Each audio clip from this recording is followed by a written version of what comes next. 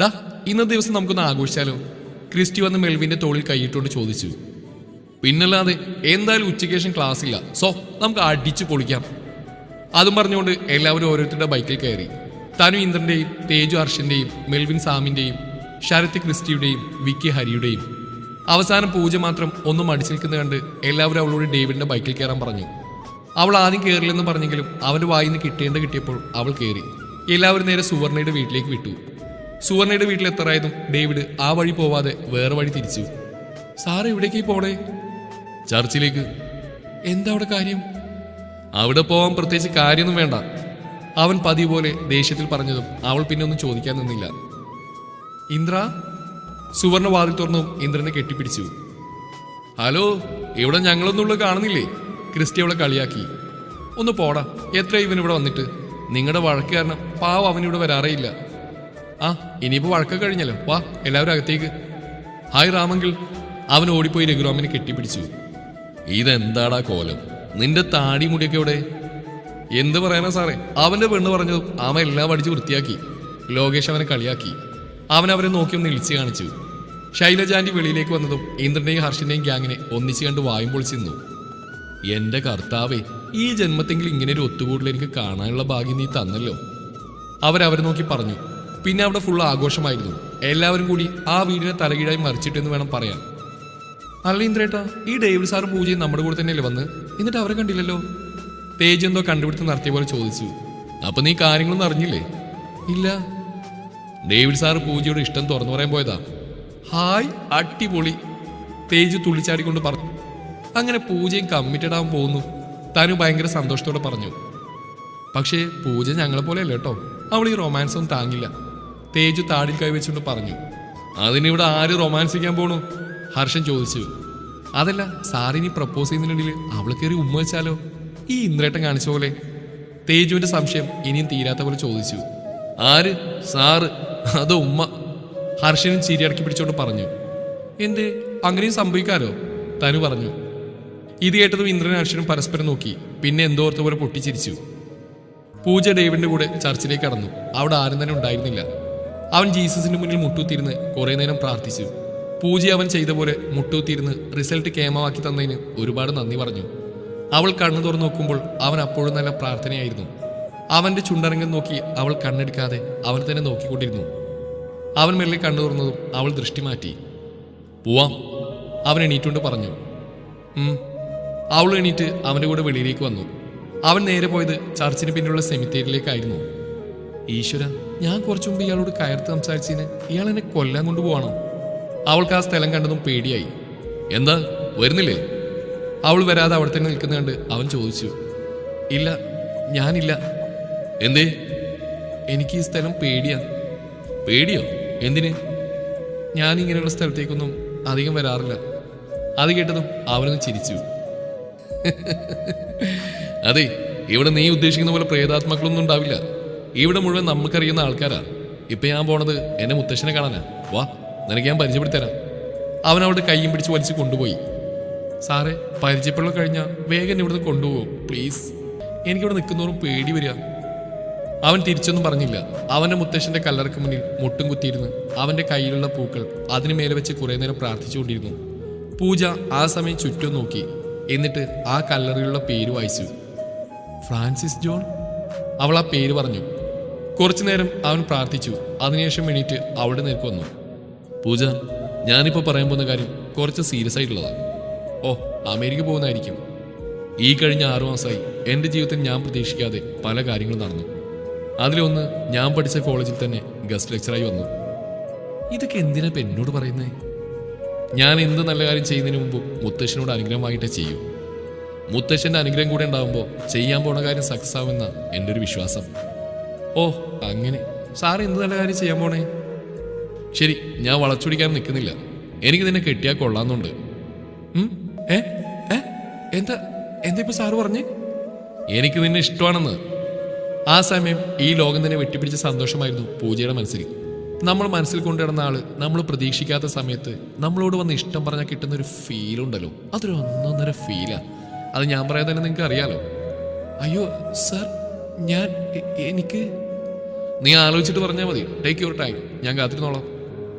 ആഹാ, ഇത്രയും നാൾ എന്നെ വെറുപ്പിച്ച് ആ സംഗീതയുടെ മുന്നിൽ എന്നെ നാണം കെടുത്തിയിട്ട് ഇപ്പോൾ വന്ന് ഇഷ്ടം പറഞ്ഞാൽ ഞാൻ അങ്ങ് സമ്മതിച്ചു തരുമോ?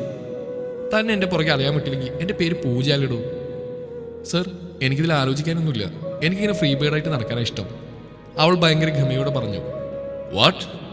ഇങ്ങനെയൊരു മറുപടി അവളുടെ ഭാഗത്തുനിന്ന് അവൻ ഒട്ടും പ്രതീക്ഷിച്ചില്ല. ഞാൻ പറഞ്ഞില്ലേ എനിക്ക് താല്പര്യമില്ലെന്ന്. ഓക്കെ, അങ്ങനെ തന്നെ ആയിക്കോട്ടെ. ബട്ട് എൻ്റെ ചോദ്യത്തിന് ശരിയായിട്ടുള്ള ഉത്തരം തരണം. ദൈവമേ, ഇനിയാൾ എന്നെ ഇവിടെ ഇരുത്തി പഠിപ്പിക്കുമോ?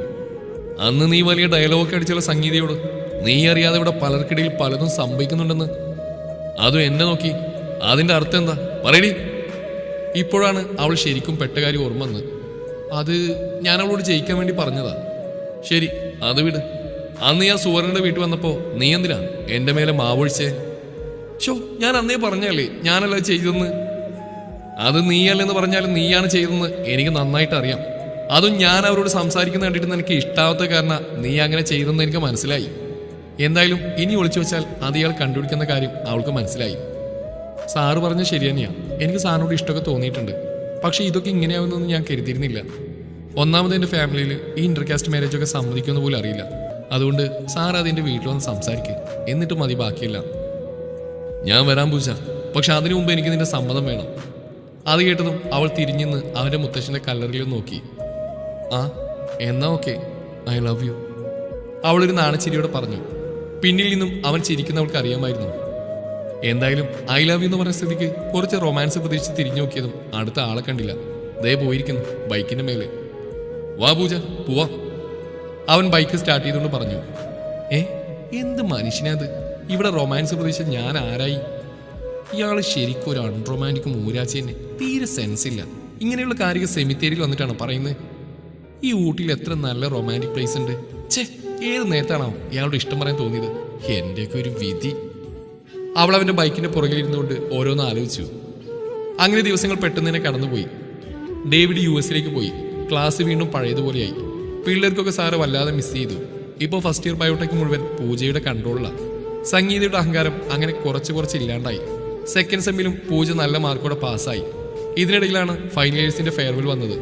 എല്ലാവർക്കും ഭയങ്കര സങ്കടമായിരുന്നു അവരൊക്കെ പോകുന്നേ. ഈ സമയത്തായിരുന്നു മെൽവിൻ മായയോട് പോയി പ്രപ്പോസ് ചെയ്തത്. ഇത് കേട്ട് അവളൊന്ന് ചിരിച്ചു. പിന്നെ ചെരുപ്പെടുത്ത് അടിക്കാൻ പോയി. അവനുള്ള ജീവനം കൊണ്ട് ഓടി വന്നു. എന്നാലും അവനവളെ വിടാൻ തയ്യാറായില്ല. അവിടെ ആ ചിരി അവനൊരു ഗ്രീൻ സിഗ്നലായി കണക്കാക്കി. അന്ന് വിക്കി സീനിയേഴ്സിന് വേണ്ടി നല്ല ഉഗ്രം പാട്ടിന് പാടി. അന്ന് അപമാനിതനായതിന്റെ സങ്കടം ഇത്തവണ തീർത്തു. അവൻ നന്നായി തകർത്ത് പാടി. അതും ഹാപ്പി ഡേയ്സിലെ മനസ്സിൽ നിന്ന് മറയില്ലെന്ന സോങ്. അവന്റെ പാട്ട് കേട്ട് പലരുടെയും കണ്ണു നിറഞ്ഞു. ഇന്ദ്രൻ എന്നത്തെയും പോലെ ഫൈനൽ സെമ്മിനും കോളേജ് ടോപ്പറായി. ഹർഷനോ എക്സാം എഴുതാത്ത കാരണം നല്ല അന്തസ്സായി സപ്ലി അടിച്ചു. അവൻ മാത്രമല്ല, അവന്റെ ഗ്യാങ്ങിലെ പലരും. 1 അല്ല 2 അല്ല 1000 സപ്ലികൾ.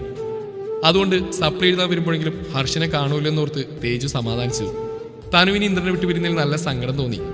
എന്നാൽ കരഞ്ഞ് സീനാക്കാനും നിന്നില്ല. അല്ലെങ്കിൽ ഇതിനൊക്കെ കരയാൻ നിന്നാലോ? വിക്കിയുടെ പാട്ട് കേട്ടതോടുകൂടി ഒരു കാര്യം മനസ്സിലായി. അടുത്ത ഇന്ദ്രേട്ട സ്ഥാനം അലങ്കരിക്കാൻ ഒരാളെത്തിയെന്നുള്ള സത്യം. അന്ന് തന്നെ അഭി വന്ന് അവനോട് ഇഷ്ടം പറഞ്ഞു. അവൻ പറയട്ടെ എന്ന് പറഞ്ഞ് കാത്തിരുന്നാൽ ഈ ജന്മത്തൊന്നും നടക്കുന്നുള്ള കാര്യം അവൾക്ക് അറിയായിരുന്നു. അതുകൊണ്ട് സകല ദൈവങ്ങളെയും പ്രാർത്ഥിച്ച് അവൾ പറഞ്ഞു. അത് കേൾക്കേണ്ട താമസം അവൻ ചെറിയ കുട്ടികളെ പോലെ തലയാട്ടി സമ്മതിച്ചു. അങ്ങനെ ആ വർഷത്തെ ഫെയർവെൽ പലരുടെയും ജീവിതത്തിൽ മറക്കാൻ പറ്റാത്ത ഒരു സംഭവമായി മാറി. അങ്ങനെ നമ്മുടെ പിള്ളേര് സെക്കൻഡ് ഇയറിലേക്ക് കാലെടുത്ത് വെച്ചു. നമ്മുടെ പിള്ളേരൊക്കെ ഇപ്പോൾ വലിയ ആൾക്കാരായി, അതായത് സീനിയേഴ്സായി. അന്ന് ഫ്രഷേഴ്സ് ഡേ ആയിരുന്നു. പൂജയായിരുന്നു അന്നത്തെ പ്രോഗ്രാം കോർഡിനേറ്റർ. മാത്രമല്ല അന്ന് അവളുടെ ബർത്ത്ഡേയും ആയിരുന്നു. തേജു ആയിരുന്നു തെറി കേൾക്കാൻ പോകുന്ന അവതാരിക. തനുവും വിക്കിയും പാട്ട് റിഹേഴ്സലിന്റെ ബിസിയിലായിരുന്നു. മെൽവിനും ശരത്തും ഫ്രഷേഴ്സിന് വായി നോക്കി നടക്കുന്ന തിരക്കിലും. പെട്ടെന്നായിരുന്നു തനുവിന്റെ ഫോണിലേക്ക് ഇന്ദ്രേട്ടന്റെ കോൾ വന്നത്. ഹലോ ഇന്ദ്രേട്ടാ. ആ ഞാൻ നോക്കാം, നിങ്ങളൊന്നുകൊണ്ടും പേടിക്കണം. അവൾ പിന്നെ എന്തൊക്കെയോ പറഞ്ഞ് ഫോൺ വെച്ച് ഫ്രണ്ട് ഗേറ്റിന്റെ അടുത്തേക്ക് നടന്നു. അവൾ പോണ കണ്ട് മെൽവിനും ശരത്തും അവളുടെ അടുത്തേക്ക് വന്നു. നീ എന്താ പാട്ട് പാടാൻ നിൽക്കാതെ ഇവിടെ നിൽക്കുന്നേ? മെൽവിൻ ചോദിച്ചു. ഇന്ദ്രേട്ടൻ്റെ അനിയത്തി ശ്രേയ ഈ കോളേജാ, കമ്പ്യൂട്ടർ സയൻസിൽ. അവൾ വരുമ്പോൾ നോക്കിക്കൊള്ളാൻ പറഞ്ഞു. റാഗിംഗ് ഒക്കെ ഉള്ളതല്ലേ. ഓ, അപ്പൊ നാത്തൂന് രക്ഷയാൻ നിൽക്കാല്ലേ? നടക്കട്ടെ. ശരത്ത് അവളെ കളിയാക്കി. ഒന്ന് പോടാ.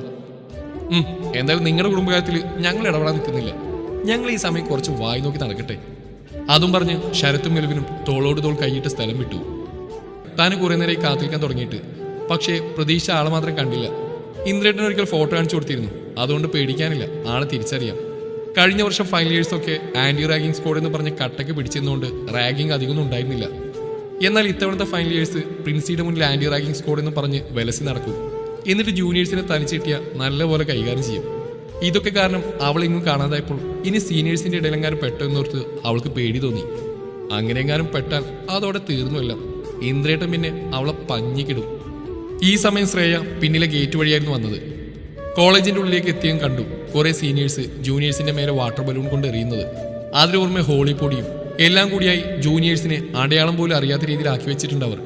രക്ഷപ്പെടാൻ അവൾ പല ഭാഗത്ത് നോക്കി. എന്നാൽ തൂണിലും തുരുമ്പിലും സീനിയേഴ്സിനെയായിരുന്നു കണ്ടത്. എന്തായാലും ആ വഴി കൂടെ തന്നെ പോകണം.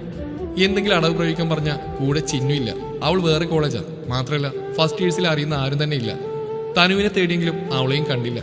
ഇനി വരുന്ന വരട്ടെ എന്ന് പറഞ്ഞ് അവൾ മുമ്പോട്ട് നടന്നു. ഡാ ഇത് നോക്കടാ, പുതിയ കക്ഷി ഒന്നുണ്ടല്ലോ. അവളെ കണ്ടതും ഒരു കൂട്ടം സീനിയർ ചേട്ടന്മാർ അടുത്തേക്ക് വന്നു. എന്താ മോളെ പേര്? ഒരുത്തൻ അവളെ നന്നായിട്ടൊന്ന് അടിമുടി നോക്കിക്കൊണ്ട് ചോദിച്ചു. ശ്രേയ. ഓ, സിംഗിൾ ആണോ അതോ കമ്മിറ്റഡ് ആണോ? അടുത്ത ആടവക ചോദ്യം. എന്താ പറഞ്ഞു കേട്ടില്ലേ, സിംഗിൾ ആണോ കമ്മിറ്റഡ് ആണോ എന്ന്? സിംഗിൾ, അവൾ തലതാഴ്ത്തുന്നോണ്ട് പറഞ്ഞു. നന്നായി, ചേട്ടന്മാർക്കും സിംഗിളിനെയാ ഇഷ്ടം. ഡാ മതിയടാ, പാവം പെണ്ണ്, ഒരുപാട് പേടിച്ചു തോന്നുന്നു. അടുത്തവന്റെ വക സിമ്പതി. ശരി, ഇപ്പൊ പോയിക്കോ. അവരവൾക്ക് പോവാനായി വഴിമാറി കൊടുത്തു. അപ്പൊ ഇത്രയേ ഉള്ളൂ റാങ്കിങ്? ഞാൻ എന്തൊക്കെയോ പ്രതീക്ഷിച്ചു. രക്ഷപ്പെട്ട സന്തോഷത്തിൽ അവൻ പോവാൻ നിന്നതും പുറകിൽ നിന്നൊരു ഏട്ടം വിളിച്ചു. ശ്രേയ മോളെ. ആ, അവൾ തിരിഞ്ഞോക്കിയോണ്ട് ചോദിച്ചു. ഇന്നാ ഇതും കൂടി വാങ്ങിച്ചിട്ട് പൊക്കോ. അതും പറഞ്ഞ് അയാൾ അവളുടെ നേർക്ക് വാട്ടർ ബലൂൺ എറിഞ്ഞു. അയാൾക്കൊപ്പം ചേർന്ന് മറ്റുള്ളവരും. അതിൻ്റെ കൂടെ സീനിയേഴ്സിലെ ചേച്ചിമാർ വന്ന് അവളുടെ മേൽ കളർ പൊടിയൊക്കെ ആക്കി മൊത്തത്തിൽ മനോഹരാക്കി വെച്ചു. എല്ലാവരും ചുറ്റും കൂടി നിന്ന് ചിരിക്കാൻ തുടങ്ങി.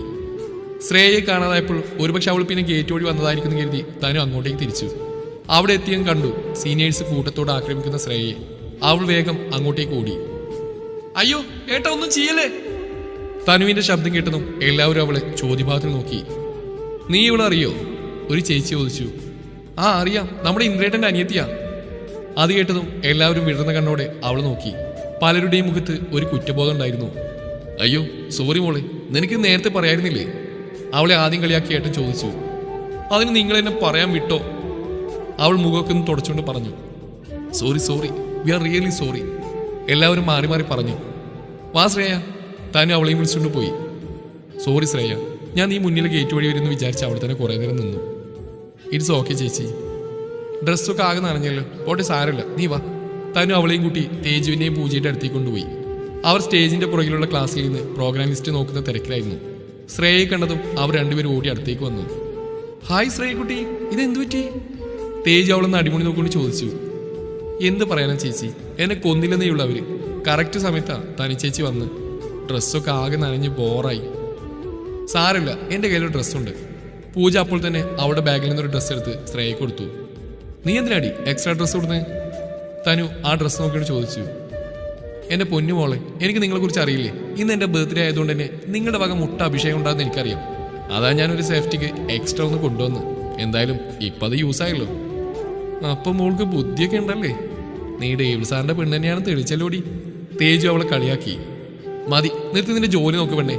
ശ്രേയ, നീ വാഷ്റൂമിൽ പോയി ഡ്രസ്സ് മാറ്റിയിട്ട് വന്നോ? അത് കേട്ടതും ശ്രേയ തലയാട്ടി വാഷ്റൂമിലേക്ക് പോയി. അപ്പോഴായിരുന്നു വിക്കി ക്ലാസ്സിലേക്ക് വന്നത്. ഡീ തനു, നമ്മളാ മൂന്നാമത് പറയണ്ട് കേട്ടല്ലോ. ഇനി ആ സമയത്ത് അങ്ങനെ എവിടേക്ക് പോയി തുറയണ്ട. എൻ്റെ അമ്മോ ഇല്ലേ. പൂജ, ഒരു മിനിറ്റ് ഇങ്ങോട്ട് വന്നേ. ടീച്ചർ വിളിച്ചതും അവൾ ടീച്ചറിൻ്റെ കൂടെ സ്റ്റാഫ് റൂമിലേക്ക് പോയി. തനുവും വിക്കിയും പാട്ടുപാടിക്കൊണ്ട് നിന്നു. തേജ് ഡയലോഗ് ഒന്നുകൂടി പറഞ്ഞു നോക്കി. ഒരു 10 മിനിറ്റ് കഴിഞ്ഞു ശ്രേയ ഡ്രസ്സ് മാറി വന്നു. ചേച്ചി, അവൾ തനുവിനെ വിളിച്ച് ഡ്രസ്സ് കാണിച്ചു കൊടുത്തു. ആഹാ, നല്ല ചേർച്ചയുണ്ടല്ലോ ഡ്രസ്സ്. ആ വിളി കേട്ടപ്പോഴാണ് വിക്കി തലയുർത്തി നോക്കിയത്. ഇതാരാ തനു? ഓ, ഞാൻ പറയാൻ മറന്നു, ഇതാ ശ്രേയ, ഇന്ദ്രേട്ടൻ്റെ അനിയത്തിയാ. ശ്രേയക്കുട്ടി, ഇതാ ഞങ്ങളുടെ വിക്കി, വിഘ്നേഷ്, ഇന്ദ്രേട്ടൻ്റെ പിൻഗാമി. അവൾക്ക് അവനെ കണ്ടതും ആളെ പിടികിട്ടി. അവൾ നിന്ന നിൽപ്പിൽ തന്നെ പരിങ്ങാൻ തുടങ്ങി. പക്ഷെ അവരെന്തോ ആലോചിച്ചുകൊണ്ടിരുന്നു. എന്താടാ ഇങ്ങനെ ആലോചിക്കുന്നേ?